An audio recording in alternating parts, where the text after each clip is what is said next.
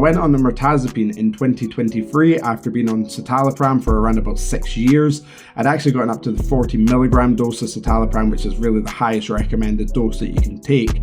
And I was getting very little effect out of that, so I was actually offered sertraline to start off with. Went into sertraline for around about 2 months, but ended up having horrendous side effects and ended up having to come back off of that and go back onto citalopram for another short period of time. And then I was offered Mirtazapine. Straight away with Mirtazapine, one of the worst symptoms that I suffer from anxiety and depression is insomnia. And Mirtazapine is actually a histaminergic type of medication, meaning that it's got a sedative-like effect, just like an antihistamine does. So very quickly, I was getting a very quick response to the insomnia. I was getting a good night's rest. So it was positively affirming me that this was a good choice of medication because it was helping me really quickly. Does it help for anxiety? Yes, it absolutely does help lower anxiety levels. I suffer greatly from social anxiety, and even when I go into these social situations now, my anxiety is a lot lower than what it tends to be. It's very good at helping you manage your intrusive thoughts. Like I say, by helping you sleep a little bit more, it's going to generally help your levels of anxiety and how you deal with those levels of anxiety throughout your day. Does Mirtazapine help with depression? Yes, it absolutely helps with depression in my opinion. Mirtazapine is an SNRI, meaning that it also targets norepinephrine reuptake in your body, which is really going to help you manage that fight or flight response too in those anxiety situations, making the depression aspect a lot easier to manage and hopefully impact you less throughout your day. Personally, I would take my Mirtazapine at night time. It is a sedative, it is going to make you feel drowsy, and it is going to help you fall asleep. If you were to take it in the morning, it may make you feel drowsy. If you were then to be driving or operating machinery, while the risk is relatively low, it could lead to an accident or a negative interaction in that situation. Just like all antidepressants, so Mirtazapine does come with side effects, and we're going to touch on the main 3 right now. The most commonly reported side effect of Mirtazapine is actually that drowsiness, that hangover feeling, that low energy that you get off of Mirtazapine. And it's actually very important to know that the lower the dose, the higher the chances are that you're going to be affected by that low energy feeling. And I'm going to explain to you exactly why that is. So like I said, Mirtazapine is not only just an SNRI, it's also a histaminergic type of medication, meaning it's going to be targeting 3 different receptors: the histaminergic, the noradrenergic, and the serotonergic receptors in our brain.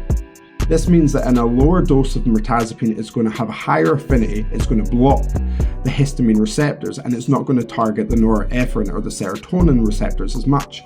And at a higher dose, that's going to be offset because of the interaction with these norepinephrine receptors, which is going to give you more energy, offsetting the sedative aspects of that lower dose. So if this is a side effect that you're struggling with, it might be best to go back to your doctor and to talk about your dose and to see the options to see if a higher dose might actually be more beneficial to you and your mental health. Side effect number 2 is increased appetite and weight gain. Mirtazapine significantly stimulates appetite by activating those histamine receptors, which then give off a hunger signal.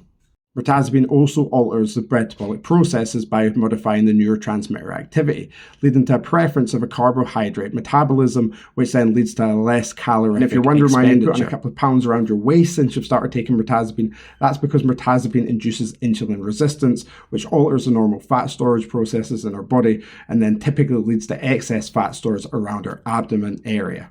The third most common side effect reported with Mirtazapine is actually a dry mouth, and this is really common for other antidepressants, whether they are SSRIs or SNRIs too. The reason for this is because while these receptors have been activated, some receptors are also getting blocked. And a really common one is the signal from your brain to your mouth to inhibit the saliva glands. And that's why a lot of people struggle with dry mouth who are taking antidepressants. Now, the easiest way to get around this is to chew some gum or to sip on some water, maybe avoid fizzy juices, especially caffeinated beverages, and generally try and keep your hydration levels up throughout your day. It would take all day to go through every single side effect reported on Mirtazapine or any other antidepressant, so don't worry if you're suffering from a side effect that I've not listed on this list so far. These are only the most common top 3 that are slightly more serious. However, it's important to know that if you are suffering from a side effect that's making it quite unmanageable to keep on taking that medication, then absolutely go and speak to your doctor about it and see if you can come to a conclusion of what you should do next. It's also very important to remember that these medications do not start working straight away. They typically take from 8 to 16 weeks to really fulfilled into your system and for you to really get the full effect out of them. And it's during this time period that you're likely going to experience those side effects too. It's very uncommon for anybody to take an antidepressant and not experience some sort of side effect. It's also very important to understand that these medications only help you manage your symptoms. They alleviate you from your symptoms. They do not cure the conditions themselves. So it's a good way of understanding and knowing exactly what these can do for you and how they can help you fulfill your life.